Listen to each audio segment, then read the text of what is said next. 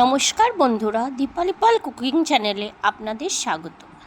আমার আজকের রেসিপি হলো গরমের 5 রকম সবজি দিয়ে মোরলা মাছের চচ্চড়ি। আমি এই রেসিপি কিভাবে তৈরি করলাম সেটাই আপনাদের সঙ্গে শেয়ার করছি। ভালো লাগলে অবশ্যই লাইক, শেয়ার ও সাবস্ক্রাইব করবেন। আমি প্রথমে কিছুটা মোরলা মাছ কেটে ভালো করে ধুয়ে পরিষ্কার করে নিয়ে নুন হলুদ মাখিয়ে নিয়েছি। তারপর উনুনে কড়াই চাপিয়ে দিয়েছি, তাতে দিয়ে দেব পরিমাণ মতো সরষের তেল। তেল গরম হয়ে গেলে মাছগুলো অল্প অল্প করে ভালো করে লালচে করে ভেজে নেব। আমার এই ভিডিওটা স্কিপ না করে পুরোপুরি দেখবার অনুরোধ রইল, তাহলেই বুঝতে পারবেন নতুনত্ব কী আছে। আর ভালো লাগলে অবশ্যই সাবস্ক্রাইব করবেন। নিয়ে নিয়েছি গরমকালের 5 রকম সবজি: কুমড়ো, ঝিঙে, পটল, বরবটি, গাজর আর সামান্য পরিমাণে আলু। সব কিছু ধুয়ে ভালো করে লম্বা লম্বা আকারে সমস্ত কিছু কেটে নিয়েছি। তারপর মাছ ভাজার পর কড়াইতে যা তেল বাকি ছিল তাতে আরও সামান্য পরিমাণে তেল দিয়ে দিলাম। আমার এই রান্নাটার জন্য যতটা পরিমাণে তেল প্রয়োজন ততটা আমি দিয়ে নিলাম। তারপর তেলটা ভালো করে গরম হয়ে গেলে তাতে দিয়ে দেব একটা শুকনো লঙ্কা আর দিয়ে দেব সামান্য পরিমাণে কালো জিরে। তারপর ভালো করে একটু মশলাটাকে ভেজে নেব।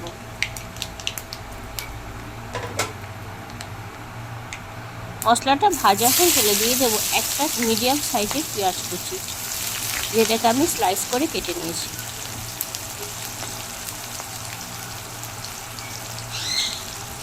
তারপর দিয়ে দেবো ছোট সাইজের টমেটো কুচি।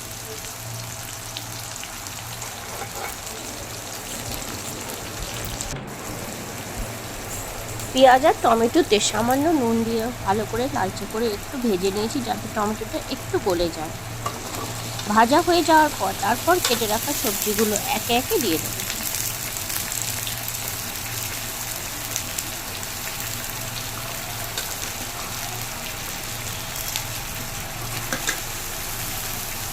সমস্ত সবজিগুলো দিয়ে দেবার পর একবার ভালো করে নেড়ে চেড়ে পেঁয়াজের সঙ্গে সমস্ত কিছু একবার মিশিয়ে নিচ্ছি।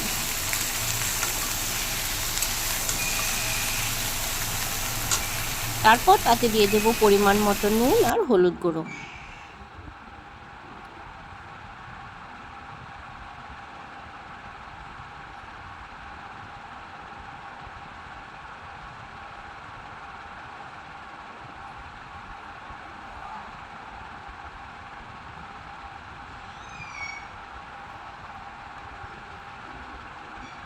তারপর দিয়ে দেবো ছোট চামচের 1 চামচ জিরে গুঁড়ো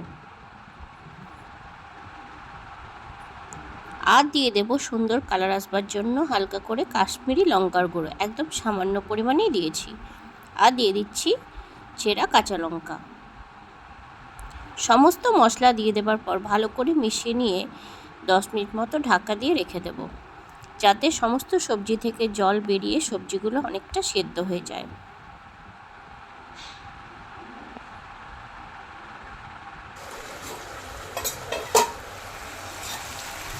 তারপর 10 মিনিট হয়ে গেলে ঢাকা খুলে নিলাম। তারপর একবার ভালো করে নেড়েচেড়ে মিশিয়ে নিচ্ছি আর দেখে নিচ্ছি সবজিটায় আরেকটু এক্সট্রা করে কোনো জলের প্রয়োজন আছে কিনা।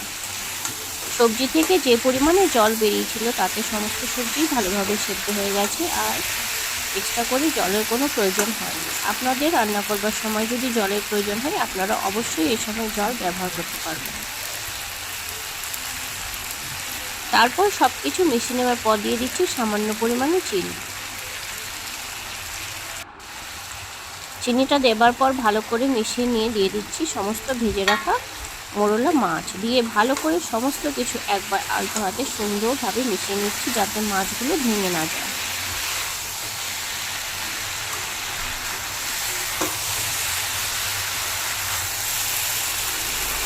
আমার এই ভিডিওটা আপনাদের যদি পছন্দ হয় আপনারা অবশ্যই ঘরে তৈরি করবেন আর আমাকে অবশ্যই কমেন্টে জানাবেন। আর ভালো লাগলে অবশ্যই সাবস্ক্রাইব করবেন। মাছগুলো দিয়ে ভালো করে মিশিয়ে নিয়ে আবার 2 মিনিট মতো ঢাকা দিয়ে দিলাম। তারপর 2 মিনিট পর ঢাকা খুলে নিয়ে দেখুন কালারটা কত সুন্দর এসে গেছে। তারপর সব কিছু একবার নেড়ে চেড়ে মিশিয়ে নিয়ে আমি একটা পাত্রে সাজিয়ে নিয়েছি। তৈরি হয়ে গেল এভাবেই আমার আজকের রেসিপি মোরলা মাছের চচ্চড়ি। ধন্যবাদ।